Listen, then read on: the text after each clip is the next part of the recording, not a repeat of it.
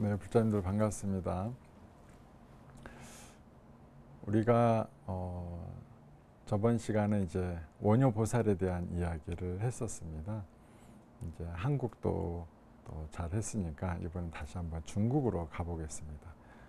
중국이긴 하지만 아직까지는 중국 스님은 아니시고 인도 스님이 되겠습니다. 아마 모르는 분이 거의 없을 정도로 유명하신 분인데 달마대사에 대한 이야기를 하도록 하겠습니다. 우리 달마대사 잘 아시죠? 제일 유명한 게 그 달마도, 그죠? 달마도 잘 나오잖아요. 이 한국에선 달마도가 요새는 수맥이 흐르면 그런데 달마도도 놓고, 뭔가 집안에 애군이 있으면 달마도 놓고, 그래서 나쁜 일을 그런 것도 있잖아요, 의미로. 근데 한국만 그런 게 아니고 일본도 그래요. 일본은 달마, 일본 발음은 다루마. 일본 분들은 이렇게 받침이 안 되잖아요. 다루마인데, 다루마 인형이에요. 인형인데 정월달 새해가 되면은 다루마 인형을 이제 절에서 받아가요. 그 되게 유명한 절인데 그 절에서 받아가서 눈동자가 없어요. 그냥 하얗게 흰자만 이렇게 있거든. 근데 집에 갖고 가고 소원을 빌면서 점을 하나 찍어요, 본인이. 그리고 그 소원이 나중에 이루어지면 나머지 한쪽 눈에 점을 또 찍어요. 다루마가 눈을 떴다 해가지고 내 소원도 이루어졌다 해가지고 또 감사의 의미로 또 그걸 소원이 이루어지면 그 다루마 상을 절에다가 또 이렇게 갖다 주고 합니다. 그 정월달이 되면 그만 어마어마하게 많은 사람들이 그 다루마 인형을 받기 위해서 가져가는 거죠. 그러니까 집안에 어떤 좋은 일이 있기를 발언할 때는 또 그렇게 달마상을 가져가기도 합니다. 한국은 이렇게 그렇게 역사가 오래된 것 같지 않아요. 그 달마도가 이렇게 좀 특별한 의미로 쓰이게 된 데는. 그래서 한번 오늘은 달마대사에 대한 이야기를 해보도록 하겠습니다. 달마대사는 이제 서천축 향지국 출신의 왕자라고 전해져요. 이제 그분이 이제 공부를 잘 마치시고 이제 불법을 전하기 위해서 이제 중국으로 오시죠. 중국으로 이제 오시는 중에 우리 달마상 보면 생긴 모양새가 어떻게 생겼어요? 이렇게 되게 무섭고 우락부락하고 좀 그렇잖아요. 그거에 대한 에피소드가 있는데 이제 오다 보니까 그 우물에 그 이무기가 들어있는 거예요. 그러니까 우물에 이무기가 이제 썩어가고 있어요. 그러니까 사람들이 썩은 물을 먹고는 살 수 없잖아요. 그러니까 동네가 다 폐허가 되는 거라. 그래서 안타까워서 내가 저 이무기를 치워줘야 되겠다 해갖고 자신의 육신은 잠시 그냥 남겨두고 그걸로 이제 갑니다. 가서 이무기를 끌고 바다까지 가서 이제 거기다 버려두고 와요. 그 사이에 어떤 일이 생기냐면 그 당시에 그 이제 조그만 야차 그런 산신 같은 이가 있었는데 외모 컴플렉스가 있는 산신이었어요. 너무 자기가 못생겨가지고 자기 얼굴 보는 것도 싫어하고 인생의 괴로움이 자기 외모에서부터 비롯된 거예요. 그러던 중에 이렇게 보니까 빈 몸이 하나 있는데 와우 잘생겼어요. 굉장히 잘생기고 몸매도 좋고 저 몸이 너무 탐난다. 마침 주인이 없구나. 그래서 자기 몸을 거기다 놓고 그 몸에 들어가서 그냥 가버려요. 그래가지고 아주 흉측한 얼굴이 이제 나온 거지. 그래서 이 달마스님이 와보니까 웬 자기 몸을 어디 가버리고 아주 못생긴 몸이 왔던 거죠.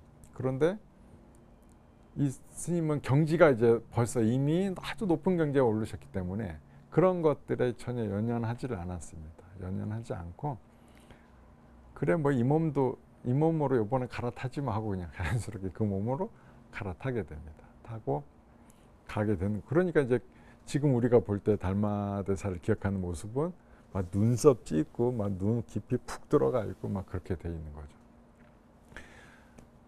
근데 이렇게 자세히 또 보면 지금의 인도 분들의 형상일 수도 있어요. 인도 분들이 눈이 좀 푹 꺼졌고 눈썹은 짙고 막 눈이 땡글땡글 하잖아요. 그래서 아마 외국인을 이렇게 표현하는 모습이었지 않나 그런 생각이 듭니다. 그렇게 이제 오셔가지고 중국에 오셔서 그 법을 전하게 오셨으니까 이제 좀 외국에서 또 오신 스님이니까 슬슬 이렇게 다니면 다 주목을 받는다고요. 아, 인도에서 어떤 분이 왔다. 그런데 이 달마대사가 몸을 바꿨잖아요. 그 다음부터 중국말이 잘 통해. 몸이 원래 중국 나찰하고 이렇게 몸을 바뀌었기 때문에 그 다음부터 이제 언어 소통이 잘 됩니다. 근데 외국에서 아주 언어도 훌륭한 분이 오셨다 그래가지고 그 당시에 그 양무제라고 있습니다. 양무제가 불교를 가장 중국에서 숭상했던 왕이고 그 양무제 영향으로 중국의 많은 이들이 대부분 불교가 되는 그런 역사를 갖고 있습니다. 우리나라도 그래서 중국에서 불교가 전해졌다라는 기록을 보면 양나라에서 뭐 물건을 보는 이런 게 나와요. 왜냐하면 당시에 양무제가 여러 나라의 사신들한테 선물이나 이런 거 볼 때 꼭 불교와 관련된 것들을 선물을 많이 보내줬거든요. 다른 나라 교류할 때. 그래서 그 한국과 신라 뭐 고구려 백제와 교류할 때 양나라가 교류를 많이 했었기 때문에 시대가 좀 다르다 하더라도 그냥 우리 뭐 옛날에 한국을 기억할 때 뭘 기억해? 맨날 고려 기억하잖아. 지금도 영어로 표기하면 코리아 이게 고려거든요. 그러니까 외국은 그냥 그렇게 아는 거예요. 그 뭐 각 나라 매번 바뀐 거를 외국에선 다 기억 못 해요. 그래서 중국과 뭔가 있다 할 때 양나라는 기록이 생각보다 자주 나옵니다. 그것은 대부분 이 양무제의 어떤 호법 정신 때문이었던 거죠. 그래서 이분이 스님들도 많이 배출하고 절도 많이 짓고 절에 공양도 많이 냅니다. 이분과 이제 한번 만남을 가지는 거예요. 이분은 이제 본인이 했던 것들이 좀 자랑스럽잖아요. 열심히 살았고. 그래서 이 인도 스님께 묻습니다. 내가 절도 많이 짓고 공양도 많이 냈는데 내 공덕은 얼마쯤 됩니까? 라고 이제 물어봐요. 그랬더니 달마 스님이 아무 공덕이 없습니다. 이렇게 답을 하는 거예요. 정말 이해가 가세요?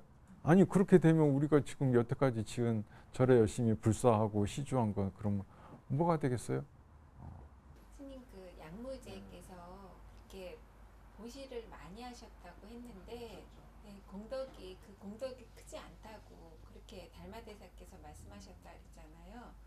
그게 무슨 뜻인지 저 궁금합니다. 그렇죠. 진짜 궁금하죠. 뭐 이제 우리가 늘 했던 것들을 다 아무 의미 없다라고 표현하는 말이니까 이게 얼마나 말도 안 되는 거겠어요. 그래서 양무제하고는 이제 서로 생각이 너무 다르기 때문에 양무제도 저 사람 이상한 사람이구나. 그래갖고 뭐 귀담아 듣지 않습니다. 달마대사도 양무제가 전혀 들을 생각이 없다는 것을 알고 그냥 헤어집니다. 근데 우리 이거를 알려면 기본적으로 우리 불교의 세계관을 좀 이해를 해야 돼. 이게 좀 확장이 되는데 불교는 세 개의 시선이 있어요. 첫 번째, 유의 시선이 있어. 다 있다고 보는 거죠. 지금 우리가 사는 이곳이에요. 지금 우리 뭐가 있어요? 여기 책상이 있고 컵이 있고 뭐 여기 따뜻한 차가 있고 이렇게 다 있어요. 내 가족도 있고 또 뭐 생로병사가 다 있고 또 괴로움도 있고 기쁨도 있고 다 있습니다. 그 다음에 대척점에는 뭐가 있겠어요? 부처님의 세계가 있겠죠. 부처님의 세계는 성품의 세계라고 그래요. 그 세계는 어떻게 보냐면 그 세계는 부처님의 진리로 가득한 세상, 부처님의 가르침이 가득한 세상이고 차별이 없고 누구나 다 부처님인 세상인 거죠. 그게 성품의 세상이라. 근데 있다는 세상에서 성품의 세상까지 가려면 우리는 뭘 해야 되냐면 있는 것들을 없애야만 이 세계로 갈 수 있어요. 그래서 사실은 알고 보면 우리가 있다라고 생각하는 것은 사실은 착각일 뿐이다라고 하는 가르침이 공의 가르침, 공의 시선이 되는 거죠. 공의 시선. 그래서 스님들의 법문에 총 3가지 법문이 나와요. 근데 우리는 법문을 들을 때 이 본문이 어느 시선에서 바라보고 하시는 본문인지를 우리는 잘 인식을 못하고 듣다 보면 헷갈려 버려. 무슨 말씀하시는 건지, 어제랑 말씀이 또 다르시나, 뭐 이런 생각이 드는 거죠. 이제 이쪽 스님은 아이고 이게 다 저 생로병사는 그 공덕을 많이 지어야 우리가 좋은 일이 생기고 복도 받아요, 이렇게 얘기하고, 이쪽에서 달마 스님 같이 아무 공덕이 없는 것입니다. 다 뭐 비어 있고 없어요, 뭐 이렇게 하시는 분들도 계시는 거고. 근데 그 가르침의 의도는 다 같아요. 왜냐? 유의 세상에서는 공덕을 많이 지으면 마군의 장애를 극복할 수 있는 힘이 생겨요. 그럼 내가 수행하는 길에 마군이를 다 물리칠 수가 있게 돼. 그럼 장애가 없이 부드럽게 성불의 길로 갈 수 있어요. 공의 세계는 지혜에다가 중심을 본 세상이거든요. 그러니까 이것은 단박에 내가 한 생각 돌이킴으로 인해서 깨우침을 얻어서 부처님이 세상으로 갈 수 있는 거예요. 그 다음에 성품의 자리에서는 원래 이 자리다, 원래 다 부처이다 라고 얘기하는 거죠. 그래서 이 달마 스님의 그 이야기는 공의 가르침 속에 들어있는 겁니다. 공의 가르침. 본래 바로 마음만 바로 보면 부처님이 될 수 있는데 왜 자꾸 돌아가려고 하느냐, 왜 그 공덕 쌓는데 얼마나 시간도 많이 걸고 힘든데 그거 뭐 하려 하냐. 알고 봤더니 그 공덕도 그냥 과정일 뿐이니까 그냥 바로 마음만 바라보면 깨달음으로 바로 갈 수 있다라는 이 공의 가르침의 시선인 거죠. 그러니까 서로 약간 배치가 돼요. 왜냐하면 이쪽은 우리 그런 거 있잖아요. 산은 산이요 물은 물이로다 얘기 들어보셨어요? 성철 스님. 그게 금강경 오가해 중에 야부 스님의 본문이신데 그걸 인용하셨거든요.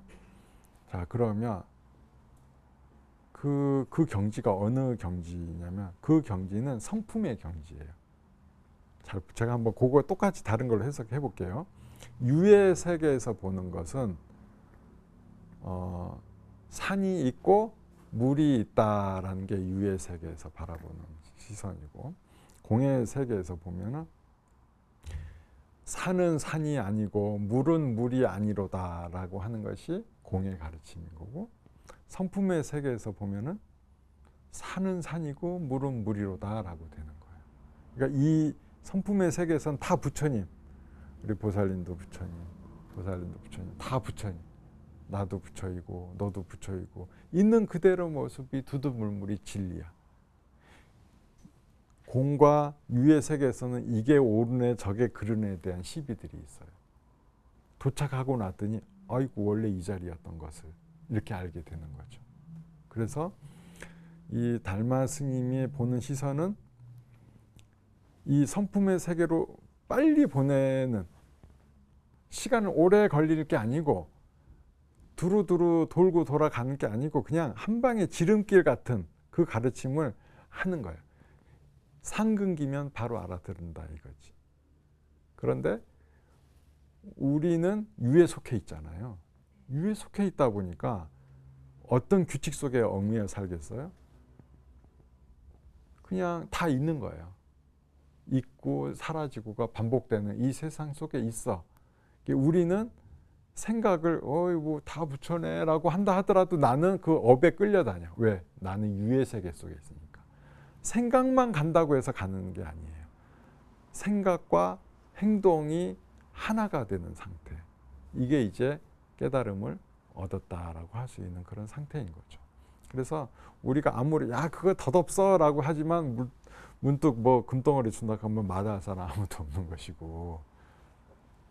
왜냐? 우리는 유의 세계에 분명히 존재하기 때문에. 그래서 달마 스님이 아이고 뭐 불사하고 이런 거 공덕 그거 안 돼요 이렇게 얘기한다 하더라도 실제로 나는 유의 세계이기 때문에 그런 보시를 하고 공덕을 지으며 공덕이 분명히 생겨요. 그 과보도 분명히 받고.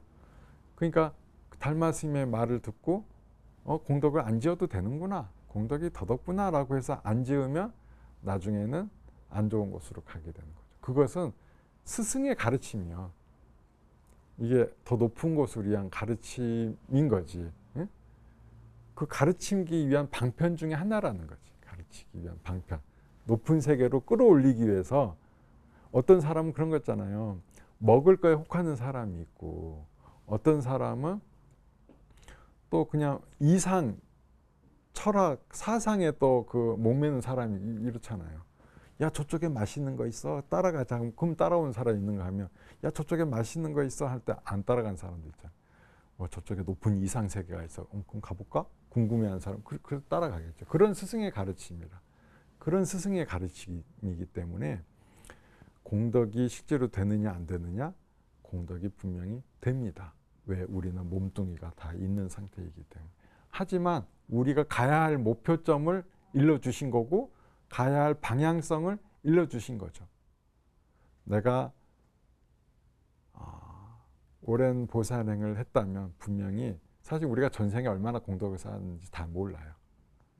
우리가 사실은 상근기인지 스스로는 다들 둥근기라고 생각하지만 사실은 상근기일지도 모릅니다. 그럴 때는 한번 도전해 볼 만한 거죠. 그래서 다른 거 다 떨쳐버리고 오직 공의 가르침, 반야의 가르침에만 집중한다면 부처님의 세계로 우리가 갈 수가 있는 거죠. 그러니까 지름길 일러주신 거예요. 지름길 일러주신 거지만 그 말에만 내가 집착하면 지금 나는 유의 세계에 있는데 공의 세계에 돌아가는 원리대로 했다가는 나는 오히려 흐트러질 수도 있다. 그래서 수행으로 삼는 것. 수행으로 삼는 거예요. 근데 우리는 사실은 여기서 보면 유의 세계가 어떻게 보이겠어요? 저기 부처님인데 스스로 저렇게 모르고 있네. 아이고 안타까워라. 이게 되는 거지. 이게 어떤 시선이라? 부처님과 보살님들이 보는 자비의 어떤 시선이겠지. 우리를 바라보고 있는. 자비심이 거듭 나오는 거. 아우 저 안타깝다. 저 중생들 자기가 저렇게 사실은 부처인지 모르고 저렇게 부처를 찾아 헤매는구나. 이렇게 안타까운 마음이 있는 거지. 달마 스님은 그거를 가르쳐주고 싶었던 거예요. 그걸 가르쳐주고 싶었던 거. 그런데 그런 가르침이 중국의 달마 스님을 통해서 이제 최초로 들어오게 됩니다. 그래서 여기서 시작이 선종의 시작이 되는 거예요. 선.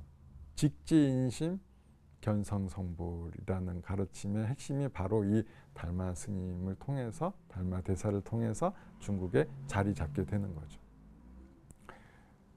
그러니까 훌륭한 스승의 한 분이시다. 훌륭한 스승의 한 분이시고 그래서 우리는 이렇게 법문 들을 때도 스님들 법문이 배치가 되지는 않는다.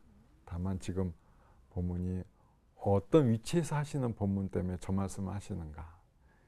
달마대사의 위치에서 하시는 법문, 또 보통 사찰의 주심이 하시는 법문, 스승으로서 하시는 법문, 이것들이 조금씩은 다 다를 수가 있다. 하지만 목표점은 다 똑같다. 한쪽은 더디지만 차근차근 공덕을 쌓아서 올라가자.